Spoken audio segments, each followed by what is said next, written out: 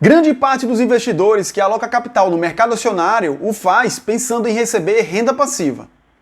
Porém, existem diversas formas de uma empresa remunerar seus acionistas. Dentre as principais estão a distribuição de dividendos e o juros sobre capital próprio. Você sabe o que eles são? É importante conhecer esses conceitos, bem como saber diferenciá-los, já que cada um deles possui algumas peculiaridades.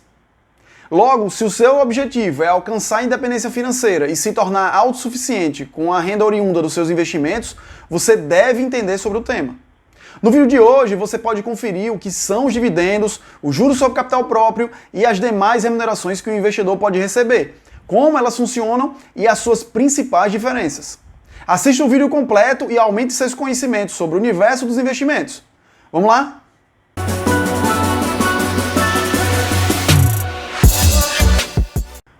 Olá a todos, bem-vindos a mais um vídeo do Rota do Dividendo. Para você que ainda não conhece o canal, assista o vídeo até o final e caso ele ajude de alguma forma, considere se inscrever e deixar seu like para que esse conteúdo ajude a mais pessoas.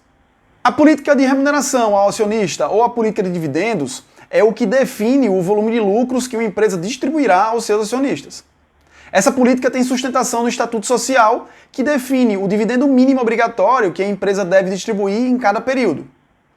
Muito embora o principal meio de distribuição dos lucros seja através dos dividendos, existem outras formas de repassar parte dos resultados aos investidores, como o juros sobre capital próprio, as recompras de ações, as bonificações de ações e os bônus de subscrição. A todos esses meios de remuneração podemos dar o nome de proventos, o que seria o gênero, enquanto os dividendos e as demais formas de distribuição dos lucros seriam as espécies. A melhor política de dividendos é aquela que busca um equilíbrio entre os dividendos distribuídos e o crescimento futuro dos lucros da empresa, a fim de maximizar o valor da companhia.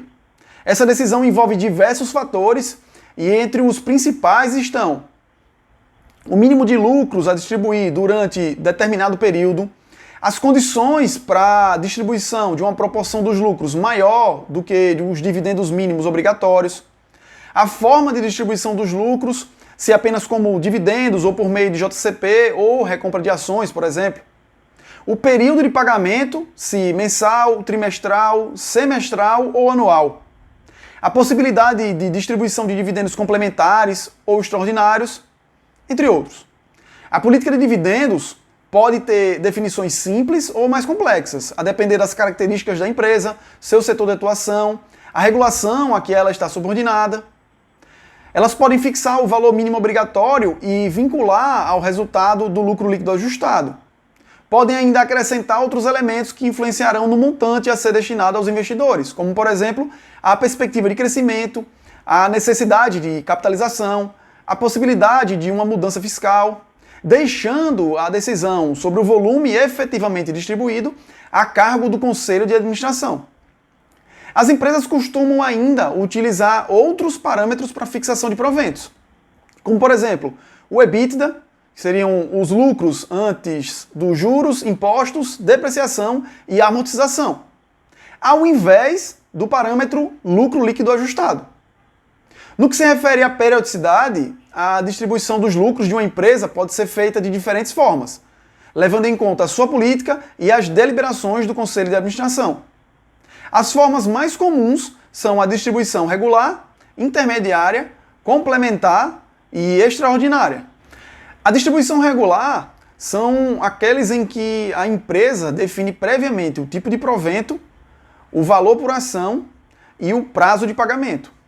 Já na distribuição intermediária, o provento é definido a partir do levantamento de balanço semestral com base na lei ou estatuto. No caso da distribuição complementar, a empresa define ao longo do ano o tipo de provento, o valor por ação e o prazo de pagamento de acordo com a ocorrência de critérios previamente definidos em sua política de remuneração. Por fim, na distribuição extraordinária, a empresa pode definir a sua existência na sua política de remuneração, determinando alguns critérios para o seu cálculo e ocorrência, com um montante aprovado pelo Conselho de Administração. Agora vamos a alguns exemplos de regramento para a remuneração dos acionistas que algumas companhias adotam em diferentes setores. Como podemos ver, nesses 6 exemplos de empresas de diferentes áreas de atuação, muito embora exista a previsão no Estatuto Social do percentual mínimo de distribuição dos dividendos, na prática elas costumam pagar valores maiores. É importante destacar que é possível a suspensão temporária no pagamento de dividendos por situações excepcionais, como algum fato que traga a necessidade de compensações financeiras, devendo a companhia garantir um fluxo de caixa suficiente para honrar esses compromissos. Como exemplo, temos a Vale, que em 2019 suspendeu o pagamento no âmbito do acidente de Brumadinho, e companhias que alteraram e suspenderam a distribuição por conta de resultados negativos em razão da pandemia, como a Cielo, por exemplo, que alterou a periodicidade do pagamento de dividendos e os juros sobre capital próprio no exercício de 2020, de trimestral para anual, e suspendeu até o final daquele ano a aplicação da sua política de proventos no tocante à distribuição trimestral. Em relação à remuneração do acionista, o Conselho de Administração da empresa se reúne e define o tipo de remuneração a ser utilizado, o seu volume e as datas relacionadas ao direito de recebimento pelo acionista, sendo essa fixação importante para identificar quem possui as ações da companhia naquele momento e tem direito à remuneração. As datas mais importantes são a data de declaração ou de anúncio, que é o dia em que a empresa anuncia que seu conselho de administração aprovou a remuneração aos acionistas, definindo o tipo, o valor, as datas com e ex, além da forma e data para o pagamento. A data com, ela seria o último dia em que o acionista deve ter posição na ação para ter direito à remuneração. Ela pode ser conhecida por outros nomes, como com dividendos, com JCP, com direito, data de custódia ou data base. Temos ainda a data ex. Ela consiste no dia e a partir do qual o investidor que comprar a ação não terá mais direito à remuneração em questão. O dia seguinte é a data com. Pode ser conhecida por outros nomes, como ex-dividendos, ex-JCP, ex-direito e ex-data. Já a data de registro é aquela em que a empresa registra o montante da remuneração de cada acionista junto à instituição depositária e surge para o investidor e sua corretora a previsão do provento a ser recebido em data futura. Por fim, a data de pagamento é o dia em que a empresa realiza o pagamento do provento ao acionista, seja em dinheiro ou em novas ações bonificadas, direitos de subscrição, dependendo do tipo de remuneração adotado. Acerca dos dividendos mínimos obrigatórios, é preciso entender por que eles são obrigatórios, quem obriga e qual a proporção dos lucros que a empresa é obrigada a distribuir aos acionistas. A Lei 6.404 de 1976, a famosa Lei das Sociedades Anônimas, contém em seu artigo 202 a figura do dividendo obrigatório. No entanto, há uma interpretação equivocada quando se diz que a empresa é obrigada a distribuir pelo menos 25% do seu lucro. Esse é um efeito ancoragem originado por uma má interpretação da regra. Esse percentual mínimo de 25% obrigatório atingia apenas as empresas que tinham seu capital aberto na época da edição da lei, aplicando-se aos casos em que o estatuto social da empresa era omisso nesse ponto. O fato é que o estatuto social é soberano para definir o percentual do lucro que deverá ser distribuído como dividendo mínimo obrigatório em cada exercício. Existem empresas cujo percentual mínimo é inferior aos 25%, mas grande parte delas fixou esse percentual em seu estatuto, o que pode ter induzido à conclusão de que ele seria o mínimo obrigatório. É preciso dizer que, apesar da necessidade de estabelecer um percentual mínimo de distribuição dos lucros, grande parte das empresas, quando deliberam sobre o montante a ser revertido aos seus acionistas, costumam repassar valores superiores ao fixado como mínimo em seus estatutos. Isso ficou comprovado naquele exemplo das 6 empresas que nós mostramos anteriormente. Portanto, esse percentual acaba sendo apenas um piso e o cumprimento de uma obrigação legal, quando a realidade nos indica um panorama mais interessante aos investidores. Os dividendos são a parcela do lucro de uma empresa que é distribuída para remunerar o acionista pelo investimento em suas ações. Esse é o modo mais utilizado pelas empresas em relação à distribuição de lucros, sendo também o mais conhecido no mercado. Isso acontece porque a Lei das Sociedades Anônimas regulamenta que as empresas listadas em Bolsa de Valores são obrigadas a distribuir um percentual de seus lucros em forma de dividendos. Essa espécie de provento é isenta de imposto de renda para o investidor, dado que a tributação ela é recolhida antes da distribuição, numa alíquota de 34%. Isso acontece porque eles são calculados sobre o lucro líquido da companhia. E para saber seu lucro líquido, a empresa abate os impostos devidos. Logo, a isenção é concedida para que o lucro não seja tributado duas vezes.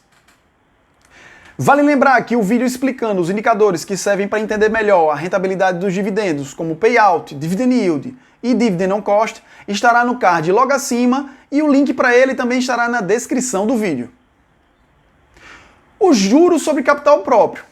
A distribuição dos juros, ou JCP, é uma outra maneira de uma empresa remunerar o seu acionista. A sua origem é pautada na Lei 9.249 de 1995.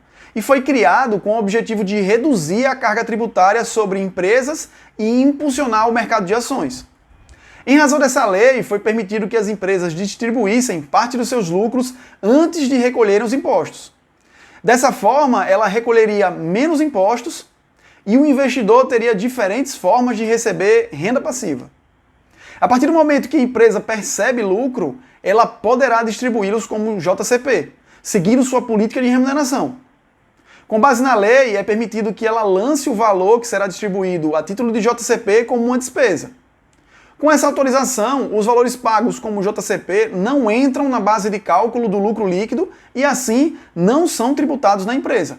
Por consequência, a tributação de imposto de renda recai para o investidor, em uma alíquota de 15%, sendo recolhida diretamente na fonte. Os juros sobre capital próprio são calculados com base no capital próprio da empresa e o valor é distribuído aos investidores com base no número de ações que eles possuem. Ao receber o JCPs, o acionista deve levar em consideração que há uma dedução de 15% de imposto de renda na fonte. Após a dedução, o valor é depositado diretamente na conta do investidor, seja na corretora ou no banco. A lei não estabelece uma data específica para a distribuição do JCP, deixando a decisão para a empresa. Assim é possível que o JCP seja pago mensalmente, trimestralmente, semestralmente ou anualmente. Ademais, a lei permite que o valor pago em JCP seja considerado como parte do montante de dividendos obrigatórios que a empresa precisa distribuir. Por exemplo, se uma empresa tem uma obrigação mínima de distribuir R$100 mil em dividendos, mas já pagou 80 mil em JCP, ela apenas precisará distribuir os 20 mil restantes na forma de dividendos. As principais diferenças para os dividendos estão na obrigatoriedade, já que as companhias devem distribuir dividendos a cada exercício fiscal lucrativo. No caso do JCP, sua distribuição é facultativa, e a empresa pode fazer isso caso queira reduzir sua carga tributária, por exemplo. A base de cálculo do JCP é o capital próprio da empresa, enquanto a base de cálculo para os dividendos é o lucro líquido da empresa. Outra diferença está relacionada justamente à questão tributária, uma vez que os dividendos são isentos de impostos para o investidor, ao passo que sobre os JCP incide o imposto de renda na alíquota de 15%. É importante mencionar que o imposto de renda sobre o JCP é retido pela empresa que distribui o lucro e recolhido em nome do acionista. Logo, se esse acionista for pessoa física ou jurídica imune ou isenta de tributos sobre patrimônio ou renda, conforme a lei, não deve ter o valor retido, recebendo integralmente o JCP sem a dedução dos 15%. De toda forma, ambos são benéficos ao investidor, já que podem aumentar o seu capital ao longo do tempo. Na bonificação de ações, ocorre uma operação realizada pelas empresas que consiste em distribuir novas ações aos seus acionistas como forma de remunerá-los pelos seus investimentos. A distribuição, que pode ser realizada de diversas formas, ocorre em função de um determinado percentual sobre o número de ações já detidas pelo investidor ou pelo resultado de um aumento de capital da empresa. Diante disso, é interessante lembrar que não há entrada de novos recursos na empresa, acontecendo apenas um aumento na sua base acionária. Por isso, ele não tem a possibilidade de aumentar o valor do patrimônio líquido, nem o valor de mercado da empresa. Portanto, com esse aumento de ações, o movimento natural é que o preço individual da ação recue no mercado. Na prática, a empresa decide emitir novas ações e distribuí-las aos acionistas. Nessa deliberação ou reunião, alguns aspectos da bonificação são tratados, dentre eles a quantidade de ações que serão distribuídas em forma de bonificação e a data do evento. Outro ponto que é avaliado é o valor de cada uma das ações que serão bonificadas. Por mais que o acionista receba as ações, é preciso determinar qual será o valor desse custo. Dessa forma, o acionista tem a possibilidade de informar na declaração de ajuste anual do imposto de renda o valor dessas bonificações. As novas ações emitidas podem ter valor nominal ou não. Do lado do acionista, nada precisa ser feito. No dia da liberação das ações, não é preciso fazer nada. As ações bonificadas vão entrar na carteira, na corretora de valores e pronto. O investidor terá um número maior de ações. Por exemplo, uma empresa decide bonificar seu acionista com uma proporção de 10% em ações. Isso significa que a cada 10 ações que o acionista possui, ele receberá uma ação como bonificação. Se ele tiver 100 ações, nesse exemplo, receberá mais 10 ações como bonificação.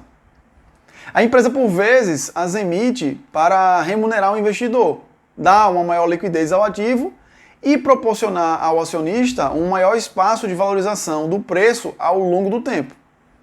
É importante dizer que o recebimento dessas ações vai influenciar o cálculo do preço médio do investidor, já que o número de ações detidas por ele é uma das variáveis. Já a recompra de ações acontece quando a empresa utiliza seus recursos para adquirir os próprios títulos que estão em circulação no mercado. Dependendo do que motivou a estratégia do programa, a companhia poderá deixar essas ações na tesouraria ou mesmo cancelá-las. Normalmente o objetivo da recompra é para provocar uma valorização dos títulos. Na maioria das vezes, as empresas fazem a recompra de ações quando julgam que seus títulos estão abaixo do valor justo. Dessa forma, ao retirarem parte das ações de circulação, aumentam o valor dos papéis no mercado, o que acaba beneficiando seus investidores. Além disso, um número menor de ações também aumenta a participação dos acionistas no capital, o que também os beneficia de certa forma. Mas essa não é a única razão pela qual algumas empresas adotam essa estratégia. Por exemplo, pode ser que haja períodos nos quais a companhia já distribuiu os dividendos e continua com uma posição de caixa confortável. Nesse caso, se não há nenhum novo projeto ou plano de expansão, ela pode optar pela recompra de ações para partilhar esses recursos com os próprios acionistas. E caso a companhia não cancele os títulos recomprados, ela poderá revendê-los futuramente se precisar de um reforço no caixa. Outra possibilidade também é a recompra dos títulos estar atrelada às bonificações concedidas aos funcionários. Isso porque muitas companhias possuem sistemas que utilizam ações para premiar colaboradores e a diretoria. De forma geral, a recompra de títulos é vista com bons olhos pelo mercado, pois demonstra confiança por parte da companhia no seu negócio. Dessa forma, pode ser um indicativo de um bom momento para a compra, o que teoricamente favorece a valorização das ações. Além disso, menos ações disponíveis no mercado favorecem a relação entre oferta e demanda. Ou seja, a menor quantidade de títulos pode provocar a alta dos preços. Para o investidor, a recompra dos títulos tem o mesmo efeito da distribuição de dividendos. Além disso, caso a companhia cancele os títulos, os acionistas aumentarão a sua participação societária. Logo, isso terá um reflexo também no dividend yield ao longo dos anos. Um dos possíveis efeitos negativos para as empresas quando recompram suas ações é a redução pontual no lucro. Quando isso acontece, há reflexos também na redução dos dividendos pagos aos acionistas. No entanto, se a companhia mantiver os títulos em tesouraria, ela poderá revendê-los no futuro. Dessa forma, poderá incorporar o resultado dessa venda aos lucros e isso pode também aumentar o dividend yield. Outro ponto desfavorável é a redução do número de ações e do volume de negociações da companhia. Nesse sentido, para atenuar o problema de liquidez e do free float, que é o número de ações disponíveis para serem negociadas livremente no mercado, a CVM estabeleceu um limite de 10% de ações em tesouraria. Observe que, quando uma companhia recompra suas ações, isso pode momentaneamente reduzir a distribuição de dividendos. Por isso, se esse indicador for analisado isoladamente, poderá haver distorções na avaliação das ações. Os bônus de subscrição envolvem o direito de comprar ações adicionais de uma empresa. Um tipo de título que as empresas emitem para seus acionistas como forma de atrair investimentos e aumentar o capital social. Ou seja, ao receber um bônus de subscrição, o acionista ganha a opção de subscrever as ações adicionais colocadas à venda por essa mesma empresa. Nesse caso, as condições da compra são pré-definidas com um prazo e preços já determinados previamente.